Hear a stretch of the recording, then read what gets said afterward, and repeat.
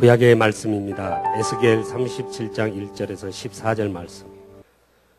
여호와께서 권능으로 내게 임재하시고 그의 영으로 나를 데리고 가서 골짜기 가운데 두셨는데 거기 뼈가 가득하더라.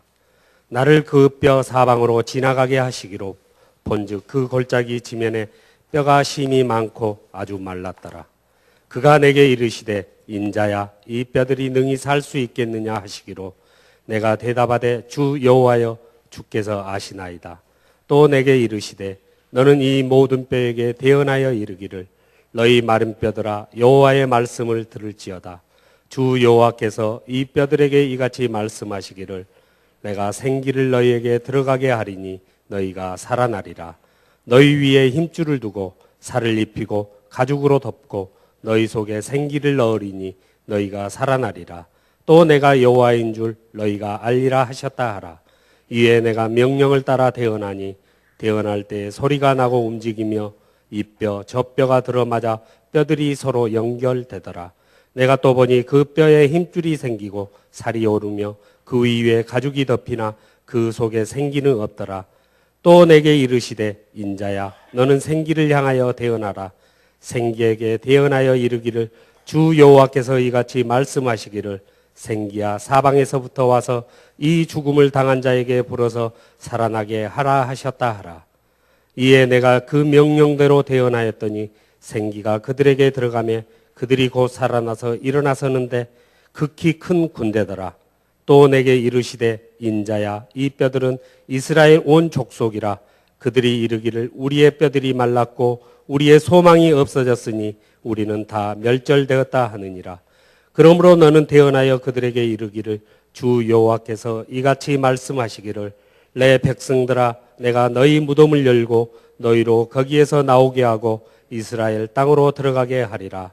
내 백성들아 내가 너희 무덤을 열고 너희로 거기에서 나오게 한즉 너희는 내가 여호와인 줄을 알리라.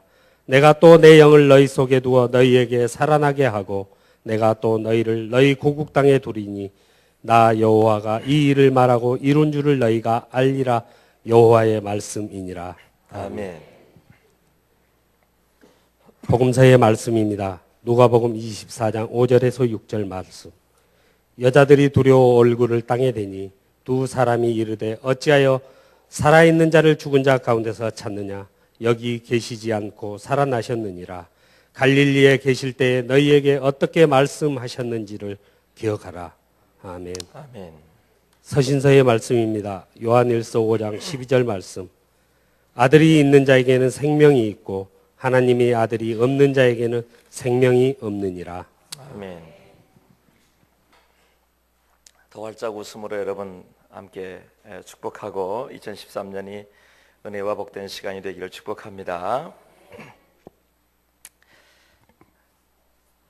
은희경이라고 하는 분이 쓴 30살의 강이라고 하는 책에 보면요, 재미있는 대사가 나옵니다. 안경줄을 배꼽까지 내려뜨린 할아버지가 옆자리에 진주 목걸이를 한 할머니에게 나이를 묻습니다.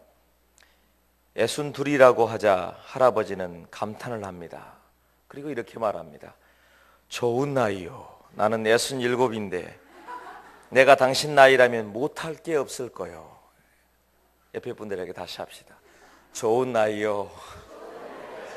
내가 당신 나이라면 못할 게 없을 거요.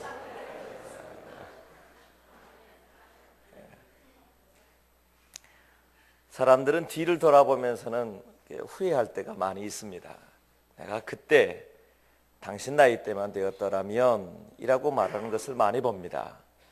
그런데 지금 내가 오늘 다시 한번 나의 이 자리에서 시작하고 소망으로 시작하고 무엇인가 할 수 있다고 분명하게 선언하는 사람들은 또한 많지 않습니다. 또 그런 기대를 갖고 시작하지만 그것을 끝까지 믿음으로 옮겨가서 열매를 얻는 사람들은 더더군다나 많지 않은 것 같습니다. 2013년이 시작되었는데 여러분은 어떠신가요? 후회만으로 가지고 시작하고 있나요? 아니면 내가 지금 오늘이 바로 오늘 하나님께서 우리에게 주시는 소망의 날이다 라고 선포하고 선언하고 기대함으로 이 한 해를 시작하고 계십니까? 그러기 위해서 오늘 우리의 삶에 분명히 보아야 될 것이 한 가지 있는데, 그것은 우리의 실체를 선명하게 보아야 되는 것이지요.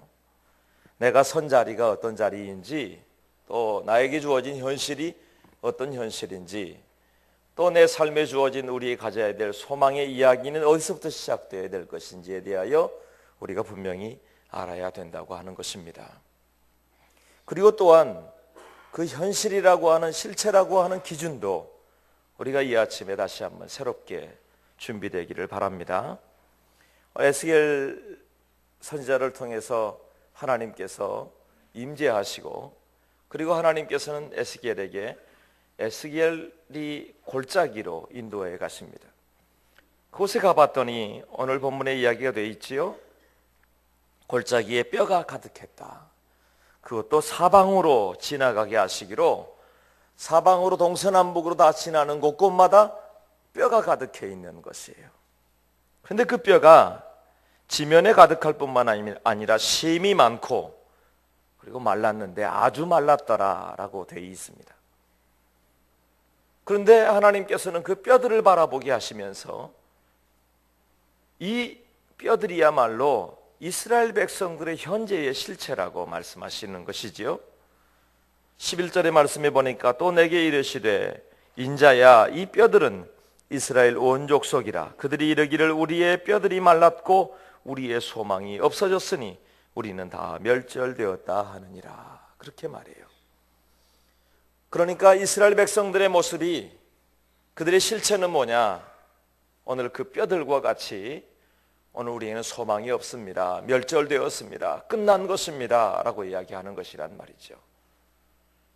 그리고 에스겔에게 보여주신 바로 그것은 실제로 그냥 마른 정도가 아니라 아주 말랐고 모두가 다 하얀 뼈가 되어 있습니다. 그것은 실제적인 주전 586년에 바벨론의 느부갓네살에 의해서 예루살렘이 멸망하고, 그때의 광경은 아주 처참한 광경이었다고 이야기합니다. 그들의 시체마저도 아무도 거두드릴 사람이 없을 만큼의 처참한 멸망의 때 짐승의 밥이 되고 나머지 해골의 이 뼈밖에 남지 않는 그런 상황. 그래서 이 백성들의 현재의 실체는 뭐냐 하면 이와 같이 소망 없다라고 하는 말이 그들의 실체, 그들의 현실이라고 하는 것입니다. 자, 이제 2013년이 시작되었다고 말하지만 오늘 우리의 삶의 실체를 한번 들여다보십시오.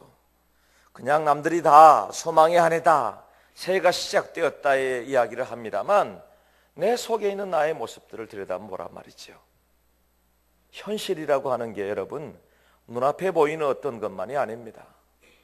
사람에게는 영혼이 있고요, 육체가 있어요. 영적인 세계가 있고요, 우리가 눈에 보이지 않는 세계가 있고요, 또 눈에 보이는 세계가 있어요. 내가 너를 사랑해 라고 말하지만 그 사랑이 눈에 보입니까? 안 보입니까? 내가 가슴이 너무 아파, 그 엑스레이를 찍으면 나올까요? 안 나올까요? 보이지 않는 게 있고 보이는 것들도 있어요. 영혼의 일이 있고 삶의 일들도 있어요. 근데 이상하게 사람들은 내 눈앞에 보이는 그것만 실체라고 이야기하고 현실이라고 말합니다. 그렇지가 않습니다. 우리에게 주어진 모든 삶에 주어진 지금 환경들이, 내가 서 있는 이 자리가 모두 다 현실이라고 하는 것인데 그것의 실체를 보라는 것이지요. 전체가 다 아니어도 어쩌면 지금 예루살렘에 살아남아 있는 이들이 있어도, 그런데 하나님은 이스라엘 백성들에게 판단하시기를 그들은 지금 뼈가 마른 것과 같고 그들에게 소망이 없다고 말하는 게 맞다는 것을 말씀하시는 것이죠. 그런 것처럼 우리의 삶에도 그럴 수 있습니다. 혹시 우리의 삶에 이렇게 말라버린 뼈와 같은 곳이 있는가를 살펴보세요. 내 영혼의 일은 어떤가요?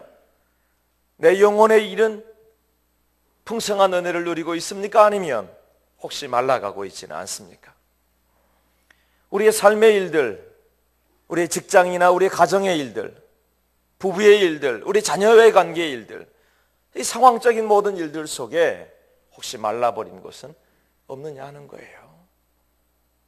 우리에게 주신 은혜의 통로는, 우리가 하나님 앞에 서 있는 기도의 이야기는, 여기 말하고 있는 소망의 통로는 온전히 열려 있습니까? 아니면 점차 닫아져 가서 말라가고 있지는 않습니까? 마른 뼈가 되지 않았다 할지라도 나도 모르는 사이에 말라가고 있고 병들어가고 있고 연약해가고 있지 않느냐는 것이지요. 사람의 몸은요 금방 표가 나지 않습니까? 뭐 얼굴이 헬스케졌다든지 아니면 뭐 병색이 짙다든지 몸이 안 좋아 보인다든지 다 알 수 있는데 사람들 속 내면의 이야기들요. 여러분의 마음은 어떤가요? 겉으로 드러나 있는 모습 말고 내 속에 들어가 있는 관계의 속 상황은 어떤가요? 그 속에서 혹시 말라 있는 것은 없습니까? 뼈와 뼈가 마주치고 그리고 그 속에서 살이 돋고 그리고 힘줄이 돋고 사람들 속에 가죽이 덮이고 그러니까 이것들도 다 지금은 실체가 다 보이지 않지만 그 속에 말라가고 있는 모습인지 아니면 우리가 또한 풍성케 되어지는 상황인지에 대하여 내 현재의 모습을 정확히 아는 것이 중요합니다. 그것을 오늘 분명하게 말씀하고 계시는 것이지요. 그리고 말씀합니다. 하나님께서는 에스겔에게 묻는 것이지요. 이 뼈들이 살겠느냐라고 말이에요. 지금 내가 가지고 있는 내 상황들에 대해서 분명하게 하나님 앞에 내어놓고 지금 에스겔이 보고 있는 그것은 분명히 절망의 곳이고 소망 없는 것이고 살겠느냐? 아니요, 살 수 없습니다 라고 하는 게 맞는 것인데 근데 이 질문을 하나님이 하셨다는 게 중요해요. 하나님께서 지금 우리에게 묻고 계시는 것이죠. 살겠느냐라고 묻고 계시는 겁니다. 이 뼈들이 살아나겠느냐라고 묻고 계시는 겁니다. 하나님께서 이스라엘 백성들에 대하여 소망이 없어졌으니 우리는 다 멸절되었도다라고 말하는 그곳에서 살아나겠느냐라고 다시 묻고 계시는 거죠. 우리의 모습은 어떤가요? 어떤 사람이요 농사만 짓다가 바다를 본 적이 없답니다. 낚시를 해도 저수지에 낚시를 몇 번 하다가 어느 날인가 친구로부터 바다 낚시에 대한 이야기를 들었어요. 그리고 바다에 대한 설명을 들었습니다. 그리고 바다에 정말 뭐 TV로만 아니면 또 그림으로만 이야기로만 들었던 바다를 처음 방문했습니다. 너무나 놀랐겠지요. 수평선이 펼쳐져 있고 푸르른 바다에 갈매기가 날고 얼마나 멋진 광경인지. 그런데 낚시는 좀 신통치 않았던 것 같습니다. 며칠 동안 있었는데 제대로 낚시를 못했어요. 그러나 너무나도 황홀하고 너무나도 기뻤습니다. 해가 떠오르는 일출이 너무나도 멋졌고 해가 내려가는 노을과 그 일몰이 너무나도 아름다웠습니다. 그래서 가져갔던 카메라에 그 모든 것을 담아왔어요. 그리고 그의 아내에게 그의 가족들에게 보여주겠다고 그것을 현상소에 맡겨서 드디어 찾아냈습니다. 그리고 그 사진을 펼쳐보는 순간 이 농부가 너무나도 깜짝 놀랐대요. 어떤 게 해가 뜨는 것인지 지는 것인지 구분이 안 가더랍니다. 이해가 되지 않습니까? 사실은 비슷해 보이거든요. 해가 뜨는 것인지 해가 지는 것인지 물론 자세히 보면 상황들을 보면 알 수 있을지 모르지만 비슷해 보이는 겁니다. 우리의 삶에도요 사람들 속에 가지고 있는 여러 가지 일들을 보면 이렇게 되어지는 때가 많아요. 이게 해가 뜨는 거야? 아니면 해가 지는 거야? 지금 소망의 이야기가 제대로 내게 적용되는 거야? 아니면 그렇지 않은 거야? 여러 가지 환경 속에서 지금 그 일들을 정확하게 하나님 앞에 내려놓는 일이 중요하고 바로 그때 묻고 계시는 거예요. 하나님께서 지금 해가 뜨고 있느냐 지고 있느냐고 말이에요. 지금 내가 서 있는 그 자리가 해가 떠오르는 아침이냐 아니면 해가 지고 있는 일몰의 때냐고 묻고 계시는 거예요. 지금 내가 서 있는 그 자리가 내가 소망의 때로 하나님 앞에 서 있느냐 아니면 이스라엘 백성들처럼 끝났습니다라고 하는 소망 없다고 선언해버리는 절망의 때로 가고 있는지에 대해서 묻고 계시는 것입니다. 그런데 놀랍게도 더 놀라운 이야기는 절망의 때인 것 같은데 하나님은 그곳에서 묻는 것이죠. 살겠느냐라고 말이에요. 그럼 뭐라고 대답하시겠어요? 에스겔은 말합니다. 뭐라고요? 여호와여 주께서 아십니다. 그렇게 말이죠. 사랑하는 여러분, 아십니다 정도가 아니라 더 놀랍게 믿습니다로 바뀔 수 있기를 축복합니다. 그렇습니다. 그리고 하나님께서는 한마디를 더 덧붙이시죠. 살겠느냐라고 하는 것, 주께서 아십니다라고 했더니 너는 대언할지어다 이렇게 선언하십니다. 대언해라. 그리고 4절에 대언하여 이르기를 너희 마른 뼈들아 여호와의 말씀을 들을지어다라고 선포하라고 했고, 실제로 그가 8절에 말씀해 보니까 너는 생기를 7절에 이에 내가 명령을 따라 대언하니 대언할 때에 라고 말씀합니다. 에스겔은요 대언하라 명령했고 명령을 받았고 그리고 대언했어요. 대언했더니 그곳에서 놀라운 일들이 벌어지는데 이 뼈 저 뼈가 들어맞아서 뼈들이 서로 연결되고 또 그곳에서 힘줄이 생기고 살이 오르고 그 위에 가죽이 덮이고 놀라운 일들이 벌어지게 되는 것이지요. 하나님 우리에게요 소망이 있느냐라고 묻는 질문 뒤에 하나님 분명히 다시 우리에게 명령하십니다. 대언할 자가 필요하다고 말해요. 이 시대에 소망 없다고 말하는 그것을 바라보면서 소망의 이야기를 선포하라고, 대언하여 말씀하시라고. 뭐라고 대언하시는 것입니까? 여호와께서 말씀하시니 이 뼈들에게 말씀하시기를 대언하여 이르기를 너희 마른 뼈들아 여호와의 말씀을 들을지어다라고 선포하라는 거예요. 우리에게 말라가고 있는 우리의 영혼에게, 아니면 우리의 마음에, 우리의 육체에, 병들어 있는 우리의 삶에, 아니면 우리의 가정에, 우리 부부 사이에, 아니면 우리 자녀들에게, 우리의 일터에, 우리의 계획과 꿈과 비전 위에 끊임없이 주의 말씀을 대언할 자가 필요하고, 대언하라고 말씀하시는 줄로 믿습니다. 대언하라는 것이에요. 에스겔은 그의 마음에 확신하지 못했을 수도 있습니다. 그러나 하나님의 말씀을 신뢰해야 되는 것 아닙니까? 그리고 하나님의 말씀에 신뢰하여 대언했어요. 그리고 그 대언하는 자리가 뼈와 뼈가 맞는 소리가 나는 자리인 줄로 믿습니다. 힘줄이 생기고 그리고 살이 오르는 자리인 줄로 믿습니다. 그 대언의 역사가 일어나기 시작한단 말이죠. 그런데 하나님께서는요 과정이 있다고 말씀하세요. 뼈가 있고요, 뼈와 뼈가 맞게 되어지는 과정이 있고요, 살이 오르는 과정이 있고요, 힘줄이 솟아나는 과정이 있고요, 그리고 결국은 하나님의 군대가 되는 과정이 있어요.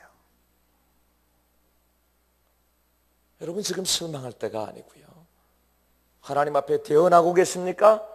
그렇다면 그 대언한 자리에서 뼈와 뼈가 맞는 과정인 줄로 믿습니다.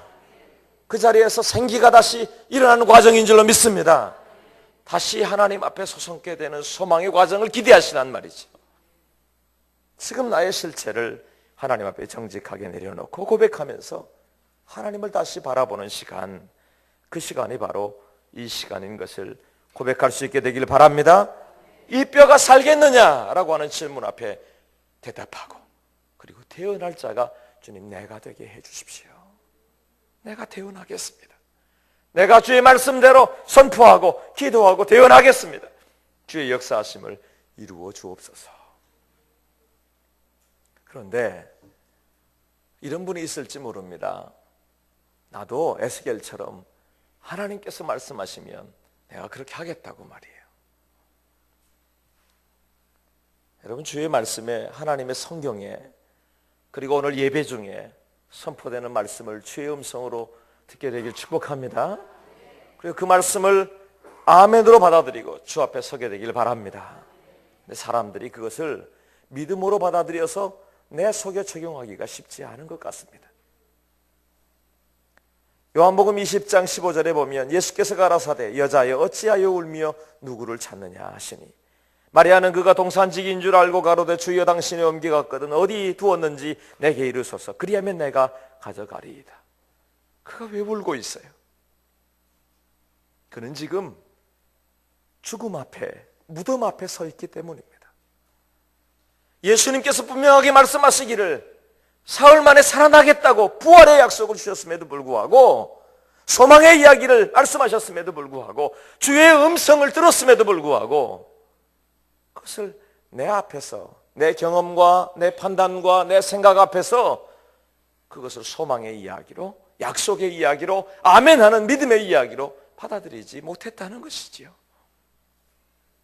그러니 그 앞에서 주어진 그 모든 일들이 하나님이 허락하시는 은혜로 받아들이지 못하고 하나님의 역사하심으로 기대하지 못하게 되었다는 사실을 분명히 말합니다. 우리에게도 주의 말씀이 선포됩니다. 여기도 우리가 주의 말씀을 듣게 될 것입니다. 그런데 대언하는 자가 있고 믿음의 고백을 하는 사람이 있고 그리고 포기하고 그냥 낙심하는, 시간이 흘러가는 대로 그냥 두는 사람들이 있어요. 에스겔서를 읽어가면서 많은 분들이 세 가지의 질문을 한다고 합니다. 어찌하다가 하나님의 백성이 이렇게 처참하게 망하게 되었는가? 첫 번째 질문이에요. 두 번째, 그렇다면 과연 이 백성에게도 소망이 있는가? 두 번째 질문이에요. 세 번째 질문이 정말 가슴 아픈데요. 과연 하나님은 우리와 함께 가시는가? 끊임없이 이 고통스러운 심판의 때를 지나고 왔던 에스겔 선지자의 모습을 보면서 또 이스라엘 백성들의 모습을 보면서 어쩌다가 하나님의 택한 백성이 여기까지 왔단 말인가? 그리고 과연 우리에게 여전히 소망의 이야기는 시작될 수 있다는 말인가? 그리고 하나님 우리와 함께 계시는가? 여러분, 우리에게 낙심의 때가 다가오면 이 질문들이 끊임없이 우리를 괴롭히거든요. 어찌하여 울며 누구를 찾느냐? 무덤을 찾아왔던 예수님의 십자가 그 처참함을 그들이 눈으로 보았던 그들은, 그리고 그 무덤을 찾아왔던 그들은 울 수밖에 없었을 거예요. 그 눈물은 여러분 소망의 눈물 아닙니다. 절망의 눈물입니다. 낙심의 눈물입니다. 그런데 하나님께서는 부활하신 예수 그리스도를 말씀하시는 거예요. 어찌하여 울며 누구를 찾느냐? 누가복음 24장은 말합니다. 어찌하여 산 자를 죽은 자 가운데서 찾느냐라고 말합니다. 그 음성이 내게 들려와서 내 안에 믿음으로 들어왔을 때에, 그럴 때에 드디어 우리는 대언의 역사를 경험하게 될 줄로 믿습니다. 그리고 그것을 믿음으로 고백하면서 대언하셔야 합니다. 우리 가정에 대언자가 필요합니다. 오늘 이 나라의 민족에도 대언할 자가 필요한 줄로 믿습니다. 우리의 일터에 대언자가 필요한 줄로 믿습니다. 우리가 서야 될 자리, 서 있는 바로 이 자리 말이에요.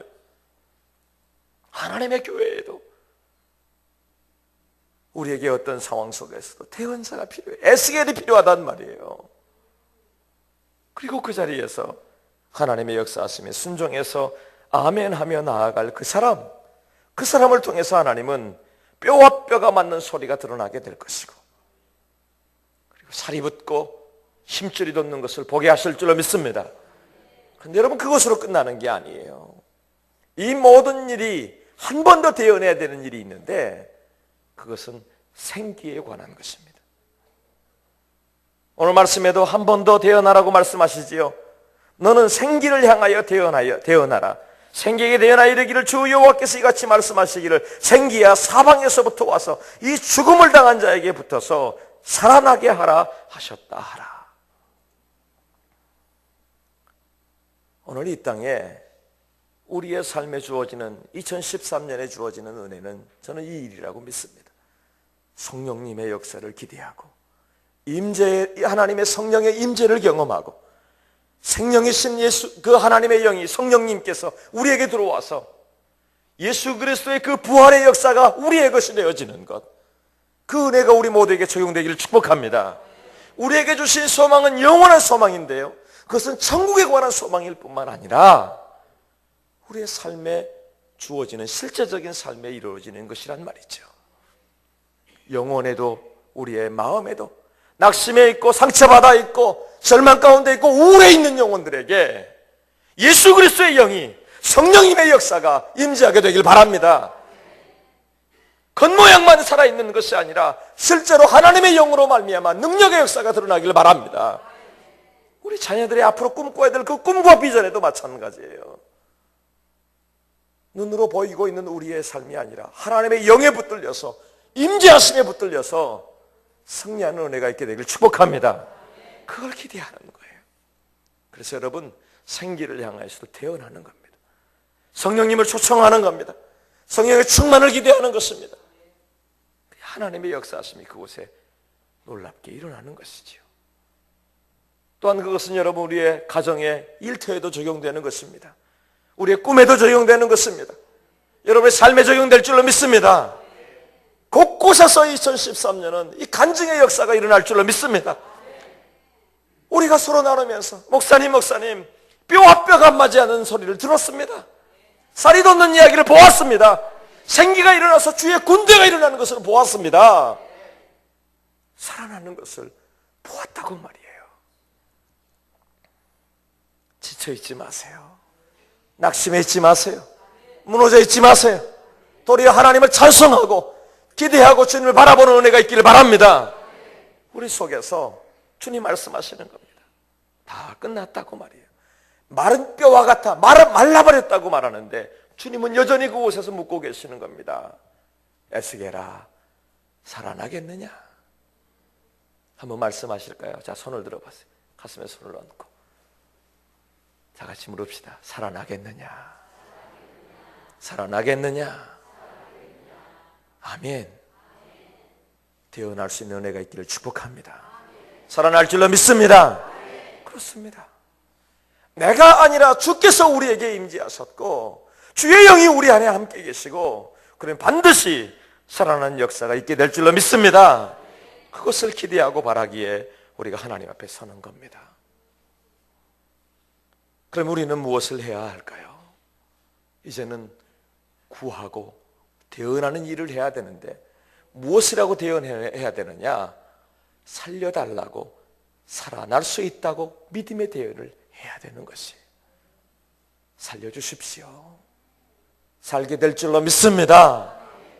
살아나게 하여 주옵소서라고 말입니다. 살아나는 역사, 하나님을 바라보는 역사, 기대하는 역사가 우리 속에 있게 해달라고 바라보는 것입니다. 주의 이름 의지하고 주님을 바라보고 주의 살아계신 역사를 기대하는 자리, 그곳에서 하나님의 역사하심을 보게 될 줄로 믿습니다. 사랑하는 자여, 내 영혼이 잘됨 같이 내가 범사에 잘되고 강건하기를 내가 간구하노라. 영혼의 일도 삶의 일도 범사가 잘되는 일도 하나님 앞에서 다 새롭게 시작되게 될 줄로 믿습니다. 그곳에 믿음의 역사, 살려달라고 하는 대언의 역사가 꼭 필요하다고 말씀하시는 겁니다.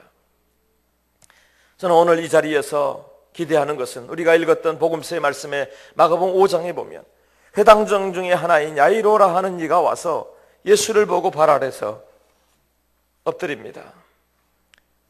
그리고 해당장이 예수님께 발 아래 엎드려 고백하기를 간곡히 구하여 이르되 내 어린 딸이 죽게 되었사오니 오셔서 그 위에 손을 얹으사 그로 구원을 받아 살게 하소서라고 그 앞에 간구하는 장면을 봅니다.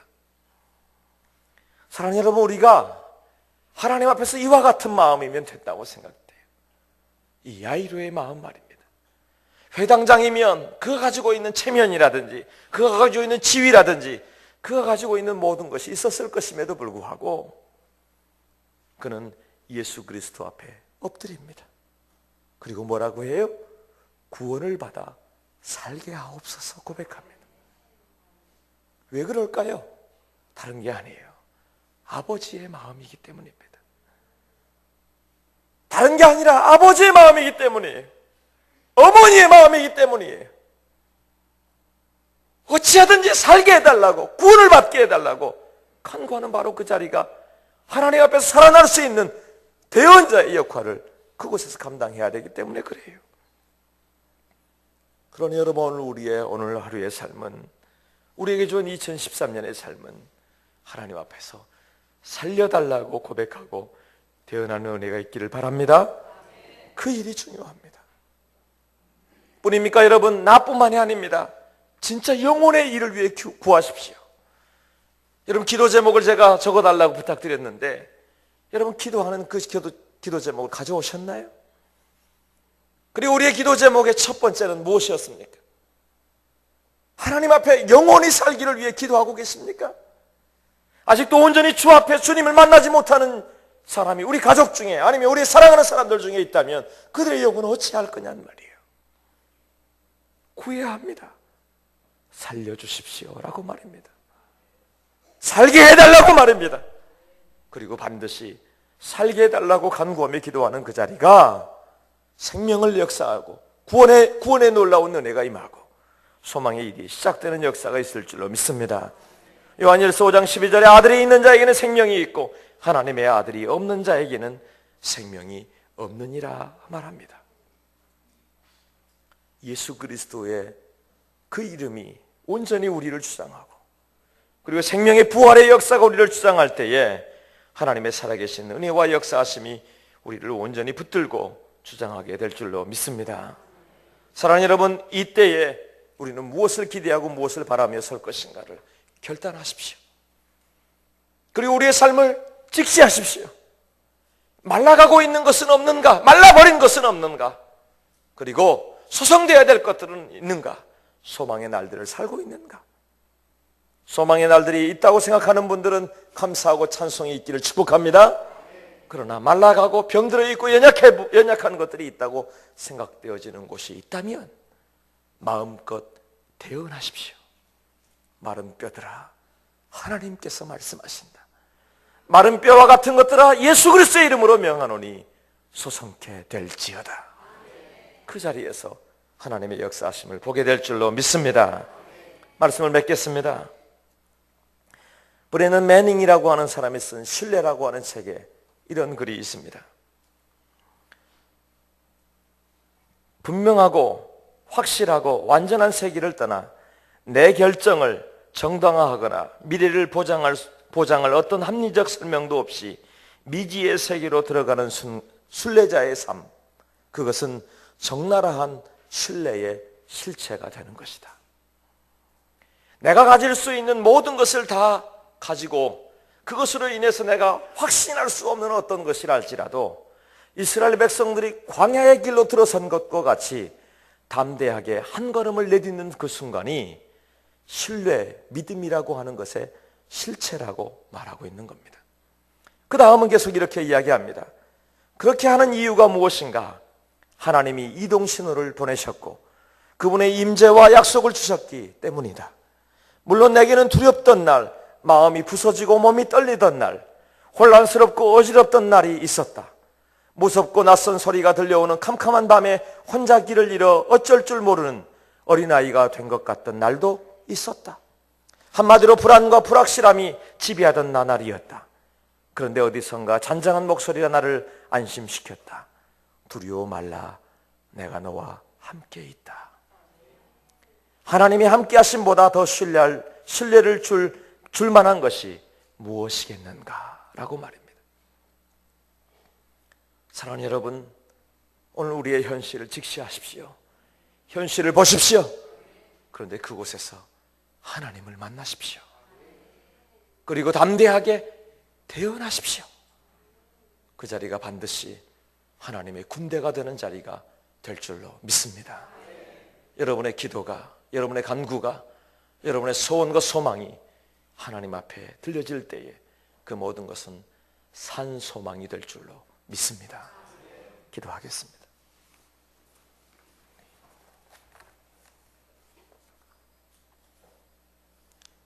주 예수 그리스도의 이름 때문에, 하나님의 사랑 때문에, 성령님의 임재와 능력 때문에 이 사실을 믿습니다. 믿음으로 담대하게 광야와도 같은 한 걸음을 내디딜 수 있는 용기를 주시고 주님과 함께 동행하는 이 한 해가 되도록 역사하여 주옵소서. 이 뼈가 살겠느냐? 예, 살려주옵소서. 살겠습니다. 담대하게 고백하며 대언하는 하나님의 사람들이 되게 하여 주옵소서. 예수님 이름으로 기도드립니다. 아멘.